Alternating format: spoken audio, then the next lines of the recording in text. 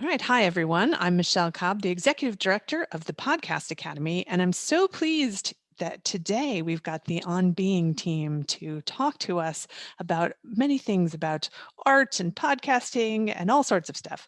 I will turn things over to one of our founding Board of Governors members, Liliana, who will take over from here. And if you have any questions, we do encourage you to put them in the Q&A box, not the chat box. We might not see that, but the Q&A box. So bring your questions, stay engaged with us, and don't be shy in that Q&A box. All right, off to you, Liliana. Thanks, Michelle. And it's lovely to be here with everyone. And also just to clarify, because I think folks may call me different things. My full name is Liliana Maria Percy Ruiz. I also answer to Liliana, Lily, and that's it. Other things I will not answer to. I am the executive producer of the team that you see here. And we work in audio and design, which we're going to talk a little bit more about shortly. And we produce the podcast On Being with Krista Tippett, which is also a public radio show. We produce the podcast Becoming Wise. This Movie Changed Me, which I also host, which just ended. Poetry Unbound, and as well as other content that we make for YouTube and our website and our social media platforms. And I will turn it to Erin for an introduction. Hi, my name is Erin Colasacco. I am the creative director at the On Being project. So I oversee anything visual that we create, that we make to support the promotion of all of the podcasts that Liliana Maria just mentioned, in addition to overseeing sort of new creative ways that we can put our content out into the world, one of which you'll see very shortly. I will send it over to Julie. So I'm Julie Seipel. Thank you all for being here today. I'm the senior producer of On Being Studios, and primarily that means I'm producing On Being with Krista Tippett, which of course is both the podcast and the radio show. And I'll throw it to Zach. Hi, everybody. I'm Zach Rose. I'm a technical director and producer for On Being Studios. Most of my work is with On Being with Krista Tippett program. I engineer interviews and do post-production and producing on that show, including final edits with the rest of the team. I have a role in the collaborative listening and editing process, and I select music for that show. I also work a lot on our podcast distribution, just maintaining relationships in the podcast distribution ecosystem. I will hand it off to Chris. Hi, everyone. I'm Chris Hegel. I'm a producer technical director with On Being Studios, and I have been with the project for going on 12 years. At first, starting with On Being with Krista Tippett, which was originally the only thing we did, and then now working across all of the shows, doing recording and mixing, music selection, editorial, sort of across all of it, and final mix production. Oh, I will turn it over to Lil. Hi, I'm Lil. I go by Lil, but my name is Lillian. I'm the associate art director. I work closely with Erin on all things visual. I primarily focused on art direction for This Movie Changed Me, and is really excited just about collaborating and building a relationship with artists. And so I've built the artist submissions page for On Being and continue to strengthen relationships with artists and the On Being project. All right, I think I'm the last one. Hi, I'm Gautam. I'm a producer at the On Being project, and I primarily produce the shows Poetry Unbound and This Movie Changed Me, which, as Liliana Maria mentioned, has just recently wrapped up. I also have an editorial role on Being as well.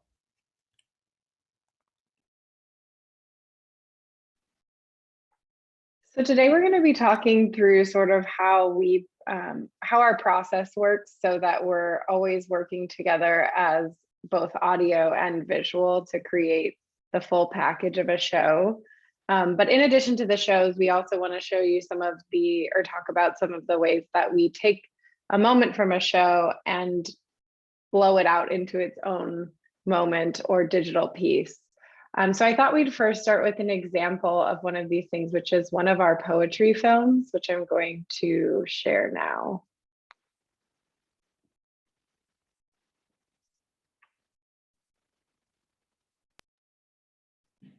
Team, are we seeing everything?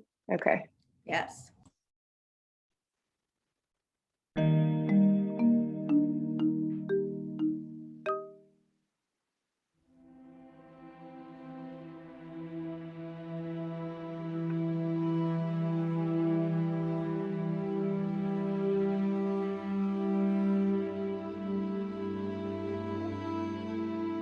Quiet friend who has come so far.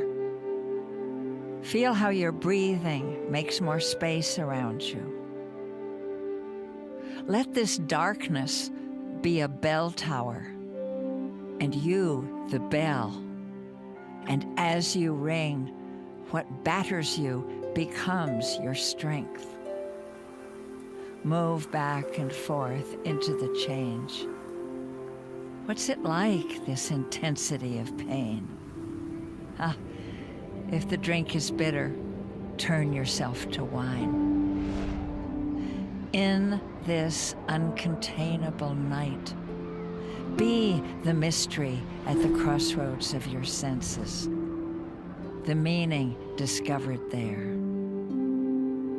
And if the world shall cease to hear you, say to the silent earth, I flow. And to the rushing water speak, I am.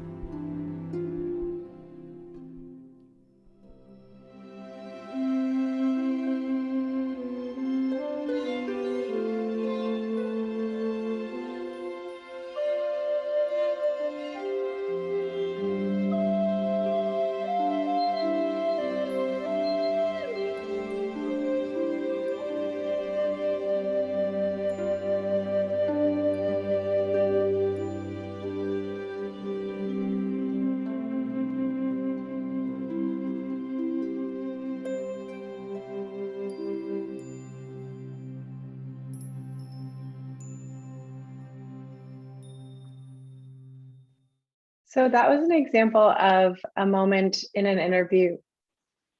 Oh, 1 second.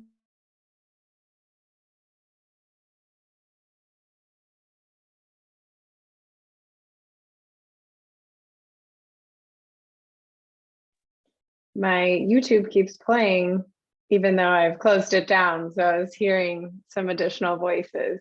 Thank you for waiting with me.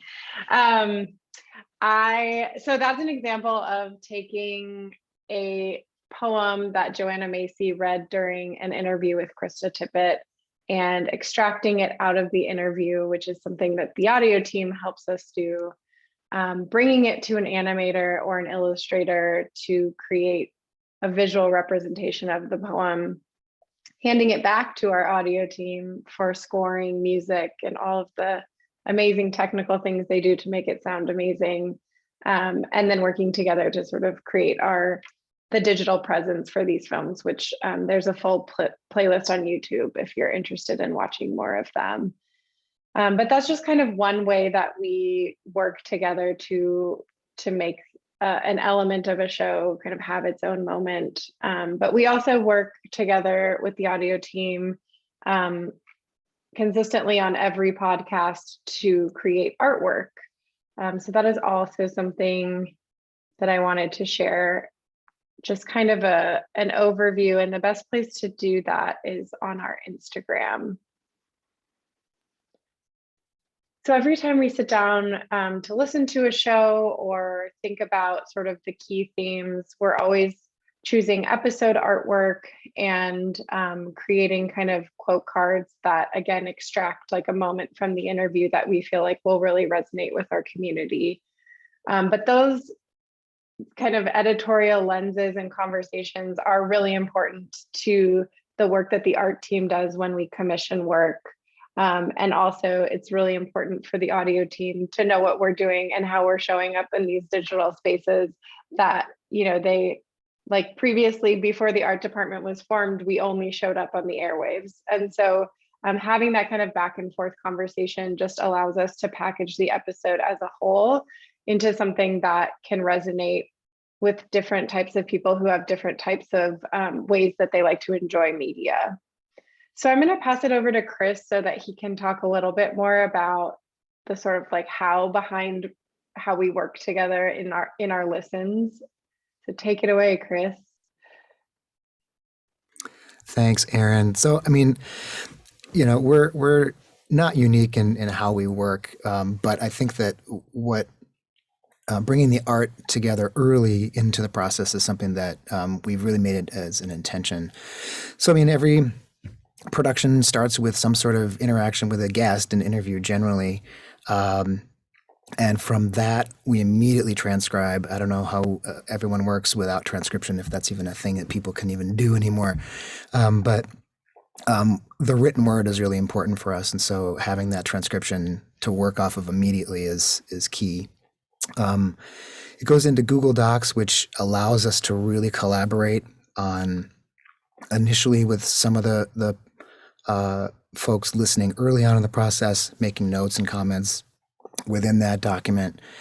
And pretty early on, after a couple of folks have weighed in and there's an initial cut, we'll get together for what we call a cuts and copy, which is essentially a group listen with folks from both visual and the audio side, and generally sometimes the host of each podcast, to get together and listen as a group in real time, again, using that Google Doc as a way to capture conversations between folks, weigh things that come and go, and really sort of hone in on where we're going to be for a final listen. That then goes away to Zach or I to produce, or in Poetry Unbound's case, Gautam to add scoring, in On Being's case, rough script that we record.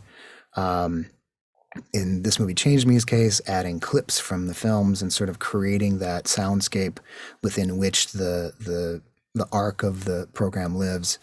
And then we get together all again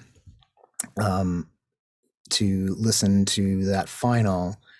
And at that point, what I think is really key is that despite where folks might be in their expertise level on a particular topic, every opinion is welcome. So, for example, if someone from the visual side really is wondering about whether a particular idea flows, that's brought up, and there's a value placed on that. And that's something that we've really created an intention on our team, that regardless of your background or expertise, you have a say.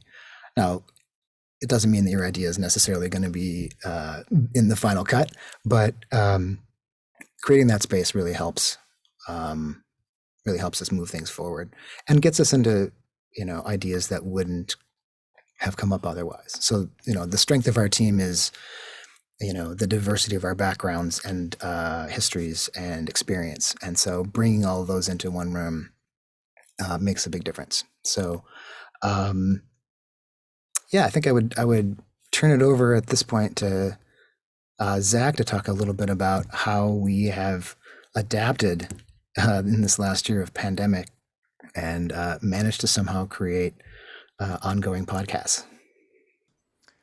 Yeah, I think I would just comment briefly on, I'm sure everybody that's listening that works on a show probably has their own story of adaptation over the last year. And I think for us, that's an ongoing story. It's still unfolding. We're still constantly figuring out how we need to iterate, how we need to evolve our processes, what new skills we need to acquire within the pandemic. I think a pretty obvious one for us has just been, how do you record interviews? So we've been learning along the way, and we're still learning. A new skill that I've had to grow is, how do I train a guest that I mail, that in the past we would have sent to a professional radio studio and they would just need to show up, and somebody with the whole skill set already would be able to just work with them and we get the audio we need. Well, now we have all these extra asks of our guests. So we have to define what those are and make those asks and bring a level of hospitality and patience and sort of a a humanity to that, and manage our own expectations along the way, which is, it's been a learning process and remains a learning process. But we mail guests kits at their house, and then we ask them for time to do some training. In relation to what we've been talking about with our team collaborative process, are people not hearing me? I'm just seeing a comment. Yeah, we're hearing you, Zach, but you're a little lower than other folks, so maybe just. I hope that person is also an engineer and technical Hopefully, Yeah, director. also exactly. an engineer. Yes. Rich Casanova. Rich is just busting you right now. Thanks, Rich. I appreciate it. I'm gonna just move my desk mic a little closer, boost gain. Like I said, constantly learning. What I was gonna say, what I was gonna add about the pandemic adaptations we make that actually have actually presented new opportunities or new ways we've been evolving. We do our group listens now over Zoom. In the past, we would normally all be in one room with one or two remote people. Well, now we're all remote, and we have found that people listening on our team, listening in different environments. Erin, I think, kicked this off where she started joining the group listens by taking a walk while she listens and listening over Zoom in her headphones while walking, so she's very intentionally maybe not following along to the transcript, but just really honing in on the conversation. And it's a weird way in which the pandemic has actually forced us to recognize that bringing different listening situations to the group actually can open up new paths to perspective on the content that we might need. And sometimes we, all being professionals, we hone in on details so much that we worry if a part is not landing. And there's been numerous times where, or maybe a technical difficulty or an audio issue might have been a real problem. And sometimes somebody that's listening through a different experience, like Erin's walks, Erin has often said, I was totally engaged, totally understood everything, and it landed just fine. And that's been really valuable perspective to have. With that, I think I'm going to turn it over to Julie. So I thought I could expand a little bit on the group listens that everyone has been talking about and sort of the intersection there of art and audio. And just to say it, I come to this, before I came to Unbound only about a year ago, I worked for 20 years in a local public radio newsroom here in Minnesota. So I really grew up with audio being primary and really not thinking about visual. When I first started in audio, we'd had a website at Minnesota Public Radio for like 2 years. I mean, there's barely a website. And we would do what I think a lot of audio people did for many years, which is, you'd put audio stories up on the web, and you would strip them down to their words. So you'd lose all of the texture and all of the tone and all of the rhythm of that audio. And there'd be no pictures, there'd be nothing. And that, of course, has changed in that public radio newsroom over the years. And now they're doing some really, really beautiful work around photography and the death of George Floyd and really beautiful work. But that's how I grew up. So I wasn't sort of by nature a visual person at all. So the group listens at Unbound have sort of cracked open the world for me in terms of how design and illustration and visuals can intersect with audio. And for Unbound, I lead those listens. So we sit on a Zoom screen like this, like Zach was saying, and we listen to audio and have those conversations. And it's just been really interesting to me because really what works, I think, is we make the art part of the primary process. So from the very first of those listens, we have a conversation, and it's really my job to create space to have the conversation about what are some of the themes here and name them really explicitly.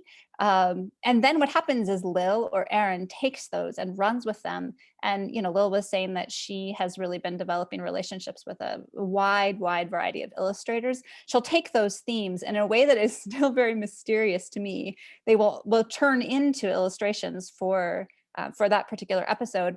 And often then Lil will bring them back and she'll show us options. And in the same way that Chris was talking about how everyone's opinion sort of matters when we're talking about the audio, the same is true for us in the art. And so Lil will give us some options, and it's become really clear to me that you can feel it. You can tell when an illustration captures and honors really the guest and the themes in an episode.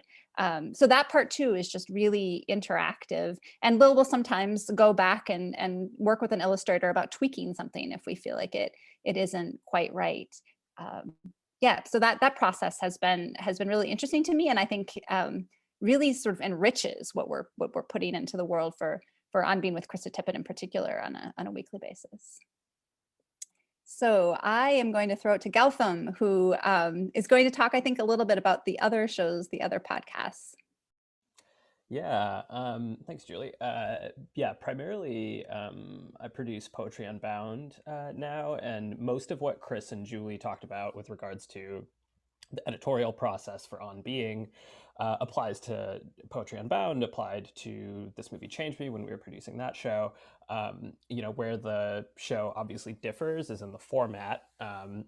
So instead of a host and a guest, we have for Poetry Unbound just our host, Padraig Atuma, who's a wonderful poet and writer from Ireland, who basically, the format of the show, he reads a poem, he discusses that poem, sort of shares some reflections and some of his thoughts on it, and then he reads the poem again. So similar to On Being, that goes through a number of rounds of edits, including, first listen, a second edit session that we call cuts and copy with the larger team, and then a third final listen, and then a set of auditions, which are basically like quality assurance, making sure everything is up to snuff. Similar to On Being as well, the edit sessions also include Lil and Aaron from our art and design team, and so they're always sort of bringing that perspective to the episodes as well. I think where it differs a bit, and to build on what Julie was saying with regard to sort of the early and primary role that art plays in all of our shows, similarly, I would say the music also plays a pretty big role in this show, because again, it's just Padraig's voice. So like the only other thing we have to sort of support him is the soundtrack. So music plays a big role in the sense that, for one thing, we actually, before I worked on the team, I was the composer for this show. So Chris and one of our former producers, Tony Liu, approached me about writing original music for the show. And so that sort of plays a really big role, because we also use all of the stems for those tracks. So there's just a lot more, I should explain what stems are in case that's not clear. Basically, like all of the individual like instruments. So, if a track has drums, guitar, strings, there will be individual audio files that are sort of synced up for each of those tracks. So you can, dynamically fade them in and out, or cut them, or change them. Just having written several of the songs we use for the podcast, we just have like a high degree of control for scoring our episodes and sort of supporting the mood and the tenor of both the poems, but also Padraig's reflection as he is talking about those poems. And I will pass it over to Erin to talk a bit about the art for that show. Thank you. So the art for Poetry Unbound is a little bit unique from some of the other styles that we use, more traditional sort of photography and illustration for On Being and This Movie Changed Me. But because poetry is so kind of tactile, and you think about the paper that something is printed on and the typography, we sort of use that as a jumping off point for concept for art for Poetry Unbound, and actually started working with a lovely letterpress artist named Myrna Kellner, who's based in the Pacific Northwest, who actually works with us very, very closely, and with Padraig, to select excerpts from each poem, and then sort of creates them in letterpress typography that she owns like multiple sets of. So each individual piece of art is an actual physical thing, versus some of our other work, which is more digital art.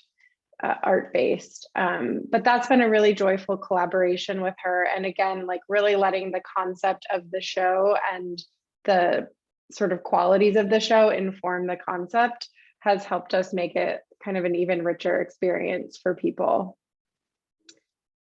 So I will turn it over to Liliana Maria to talk about This Movie Changed Me. Thanks, Erin. So as we were talking about, I host This Movie Changed Me, and I work along with Lil and Gautam and Chris, specifically from our team, to produce it. We just did our last season, season 3. And one of the things that I'm most proud of in the process of This Movie Changed Me that we've also really implemented across the board in all the content we create is the idea of what we call placemaking. And this is what a lot of other folks would call diversity, equity, inclusion, but we call placemaking at On Being. And the reason that I'm so proud of it is that it has really influenced the way we edit each interview that we do.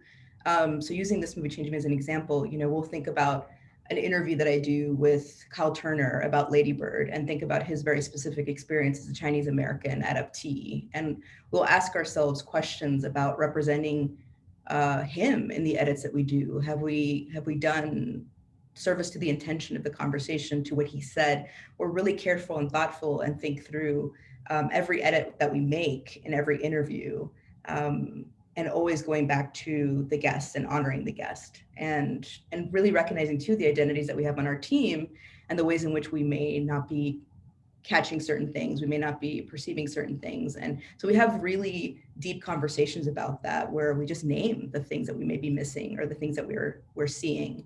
And that really has also influenced the way that Lil, who has been the partner for me in creating the artwork for This Movie Changed Me, has worked with her own artists and illustrators. Lil, I hope you're going to show some of them because they're just so beautiful, but they've also really thought about not just, if we're talking about Lady Bird, what is Lady Bird about? What is the conversation about? But also, like, what will Kyle Turner, the guest of Lady Bird, think about this illustration? Is it, again, going to honor what they were saying? Is it going to really represent the theme and the idea that we want the listener to take away? So there are all these layers to the editorial content that we work on in This Movie Changed Me that has been a real learning for me, particularly about how to do this work.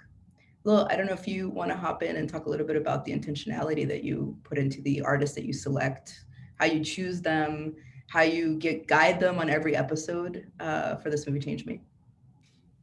Yeah, I can't share my screen because I'm not a host, so sorry. Oh, I forgot about that factor. No, it's all good. Michelle literally asked if I was going to share my screen, and I said no.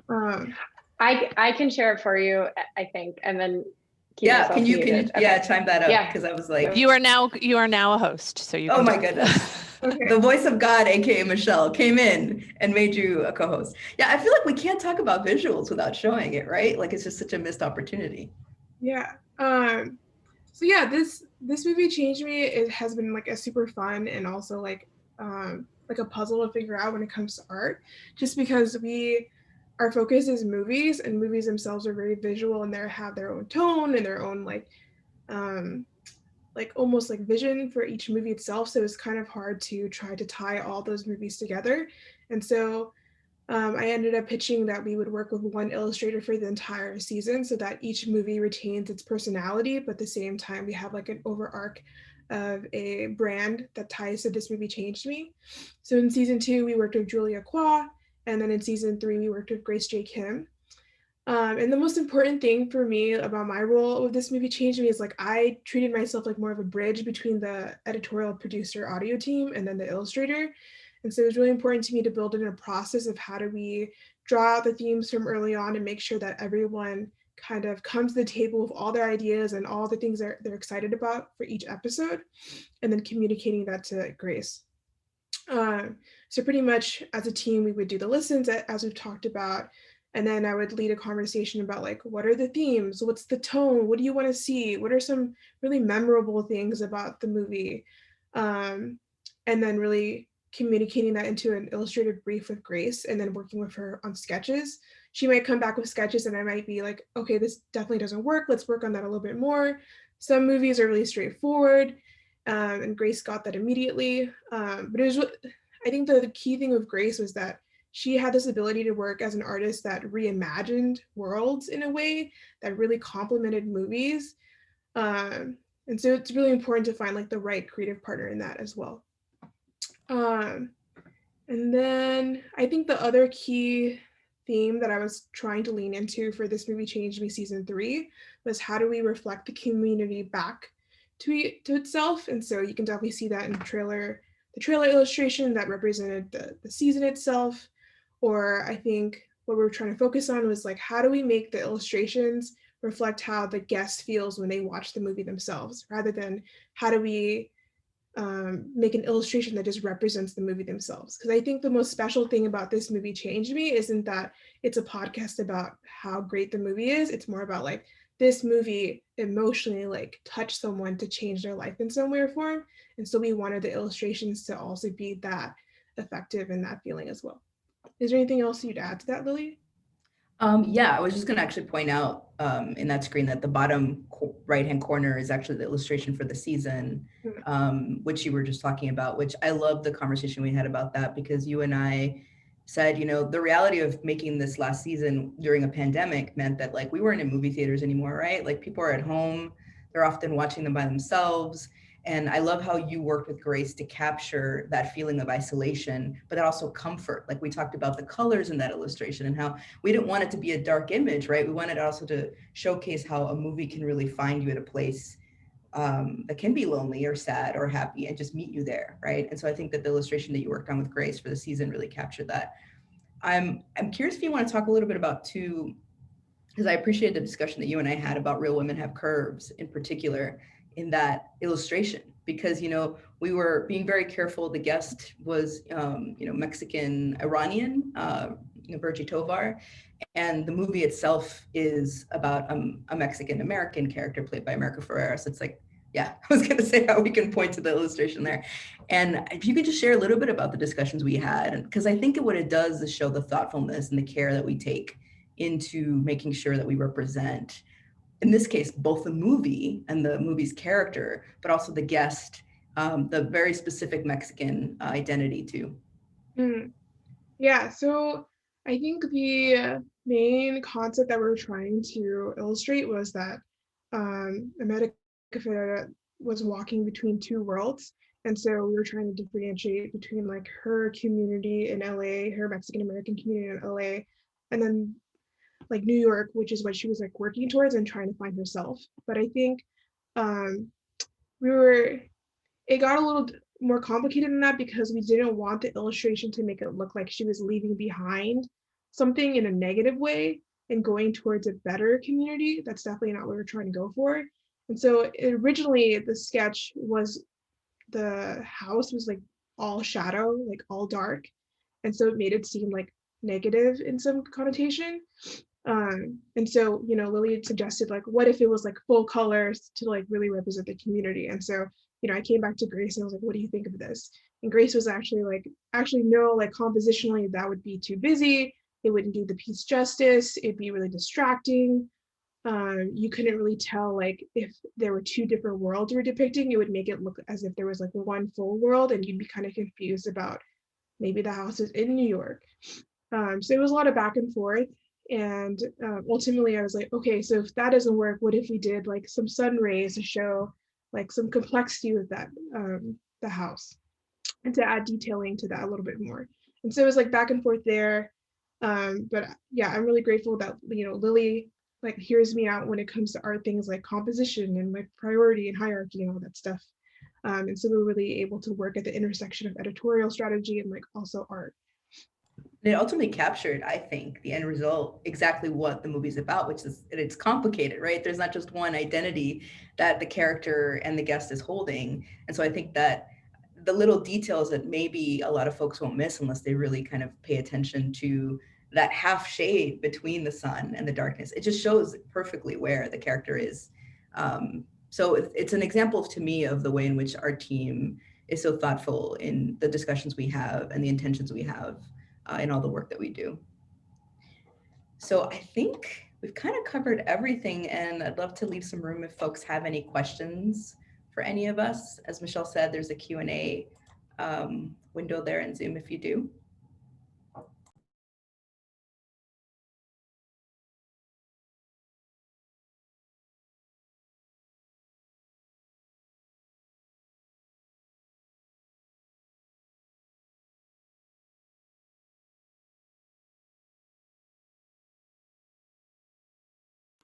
maybe while we're waiting for the questions to pour in, um, I'm just going to start putting them in myself. yeah, Lil, I think we'd be remiss to not mention your work on creating the artist portal, the portfolio that you've created, which is essentially like a place where artists who find our work and want to work with us can upload their portfolios and their material into sort of a database of sorts where we can, go looking for new people to work with that might expand our field of view.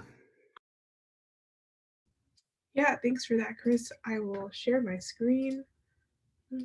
So yeah, I think something we've talked about at On Being, especially when I talked to Erin about, is just like, how do we make art more accessible, or like collaborating with us more accessible? We realize, like, between the two of us, we go on Behance and Instagram and Pinterest. Like, we scour the internet pretty much to find artists that would fit our type of mission statement and just like the aesthetic that matches our brand. And so we just wanted to make sure that there is a place that people can go to and just ask, like, who's working with us, what type of work do they create, and then how do I get myself involved. I think in the artist community especially, there's like this underlying strategy that you're supposed to email the art director and ask them for work. And I noticed that's like pretty much like under the surface, and how do we bring that above? Just because there are artists that don't necessarily go to art school and are maybe less experienced. And so I just wanted to make sure that we kind of even the playing field in that way. So this is onbeing.org/art, or open call for art collaboration. And so we have a mood board. We kind of talk about what type of work we do. And then we try to honor the artists that we work with, and really listing all the artists and then asking people to submit their portfolios. And then another reason for this tool was also that, a lot of people on the On Being team in general have great networks and have really great taste. And so we wanted this to be a good tool so that other folks can also share and invite friends or peers who are also artists themselves. So this has been a really big initiative in the last year to make sure that we are working with artists outside of the circles that we're already in. Would you like to add anything else to that, Erin? No, I think you did a great job. I also think especially for folks who are younger or frankly don't have time to put together a full portfolio website, this is another way of making it more accessible. As you can upload a PDF and we can still see what you've been working on recently, or you don't have to update your portfolio to send us new work. So I think that's just another way in which this makes it easier for people to contact us. One other thing I'll say, which kind of goes to what Julie was saying about the newsroom visual aesthetic that some of us come from, is just how grateful I am to Erin and Lil, because when I worked at NPR in DC, we often talked about how audio doesn't go viral, and like how do you make that happen? And I really do think that the way in which they turn the audio content into visual art form, not that it just goes viral, because it obviously is successful on our social media platforms, it's successful on our YouTube page, like the poetry film that Erin showed, but it also creates another dimension and layer of depth to the work that we do that really just wouldn't be there without it. It's the thing that I love about movies, that you have both the visual and the audio part of it. So it's something that I feel really lucky and fortunate to work with these folks here. And I think just to add on to that, the reason that we do it is, we love making beautiful things and working with people to make beautiful things, but it's also it is a pillar. One of the pillars of our organization is this idea of hospitality. And it's an invitation into our content in a way that if you're just listening to the radio, you may not catch, right? It has opened up a whole other world of community to us, of people who connect with that kind of media. So that's, I think it feels really good to have audio and visual as approaches to bringing people in to listen to the show. Not to mention, it's more accessible, frankly, for different types of people and what they need or what they enjoy.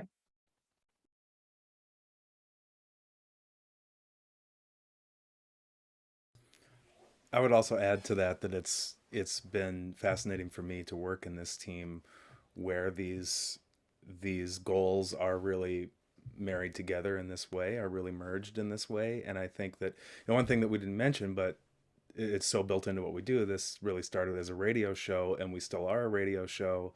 So when we're in these edit sessions, we are editing to a time goal. We have to fit into a radio hour. And so oftentimes for On Being, I'm sorry, for On Being with Krista Tippett, yes. And so oftentimes we're saying that we're looking for X amount of time, and we're often having to choose. We might have we love everything, and we have to choose something to cut. And when we're in that process and we're going through a show together, thinking about audio and identifying what in that audio can lend itself to really good visuals was a new thing for me to be a part of and to learn, and to it's an added value to an assessment of audio that I hadn't previously really been making in my career. And it's very additive to the whole process, and that collaborative part of it is really additive to, even in service of just the audio, it's very additive, but it's a new analysis experience. Yeah, and I think on the flip side of that, coming from where Lil and I came from, I feel like in many ways we're getting our humanities degree, because we're being exposed to all of these different thought leaders and conversations and philosophies, and we get to learn just from being witness to the conversation, but also we're really honing this editorial side of our brains that we may not have had the opportunity to do if we were siloed in a department. So that's just like to kind of give the vice versa of what Zach said. Like this type of collaboration is also really valuable to us, and these additional skills that we've been able to gain. And Lil, I don't know if you want to reflect on that at all as well. You don't have to. No, yeah, I was about to say the same thing. I think because On Being is so word heavy, and we emphasize how important every single word is, it makes me a much better art director when it comes to giving direction and feedback to artists that we work with, and just being really intentional about the themes and not just saying, yeah, the episode's soft and contemplative, run with that. It's there's way more to that, and pulling excerpts from the interview and really asking them to reflect it and be partners in there. And then also I didn't go to school for art, and I studied international studies, and so On Being has really been a great place of intersectionality for me, of my academic studies and then art. So it's been a great I feel like a continuation of my academics.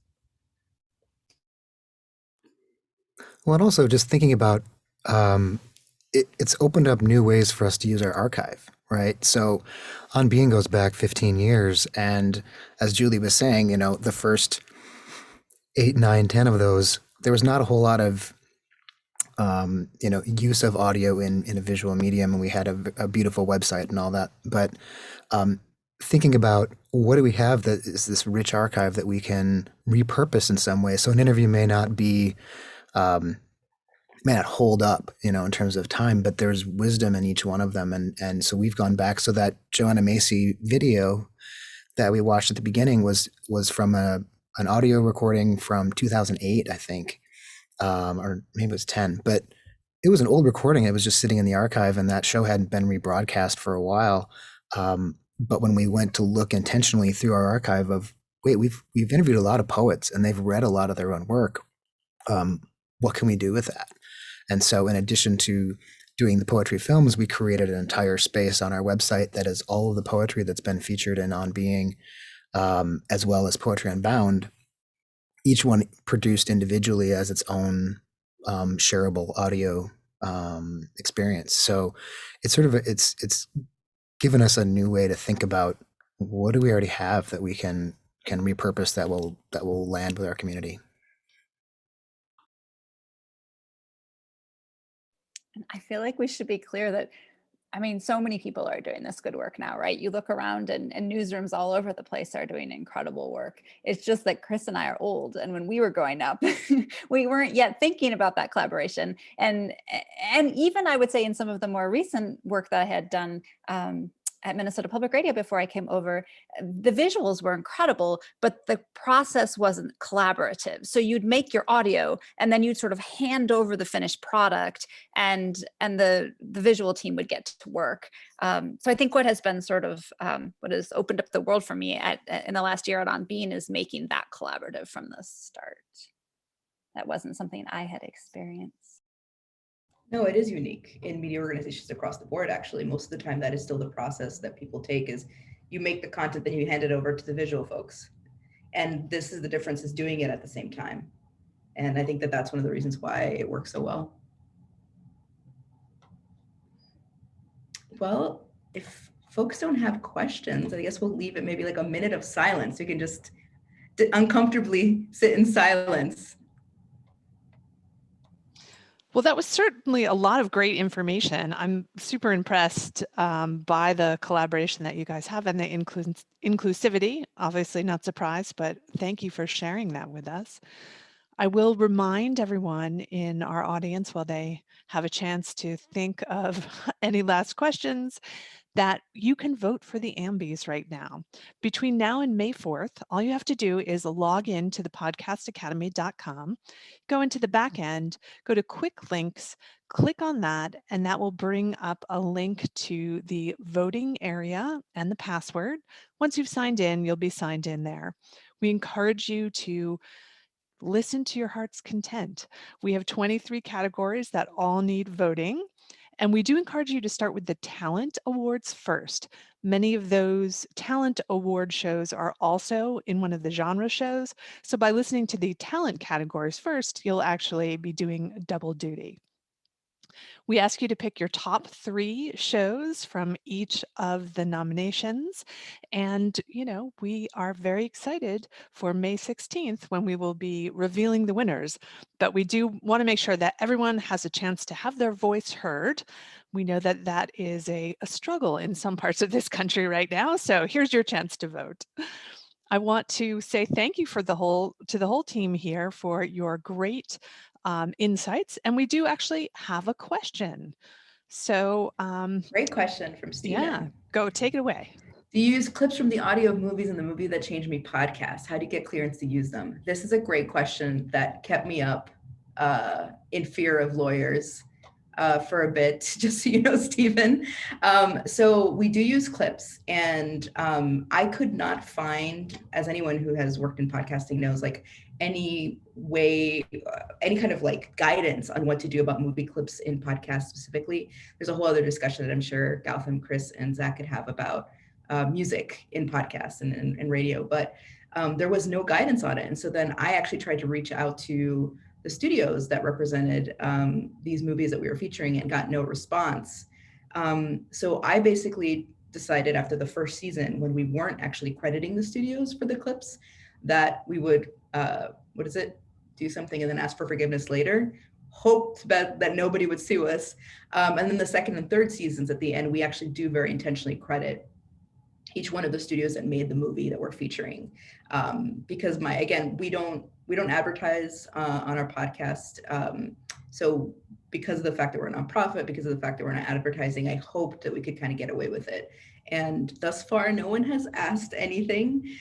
We've also been intentional to kind of follow the same rules that we do for music, which is under a minute, not really having more than a minute of a clip, and hope that kind of goes under fair use as well. So that has been our approach. There's not a lot of guidance there, unfortunately. Excellent, thank you. All right, last chance to ask questions. Again, thank you very much to the whole On Being team. We really appreciate you sharing with us today. And we are recording this, so this will be available in the member area. So do share that with your fellow Podcast Academy members. And everyone have a fantastic weekend. This concludes our webinar today. Thanks, Michelle. Thank you.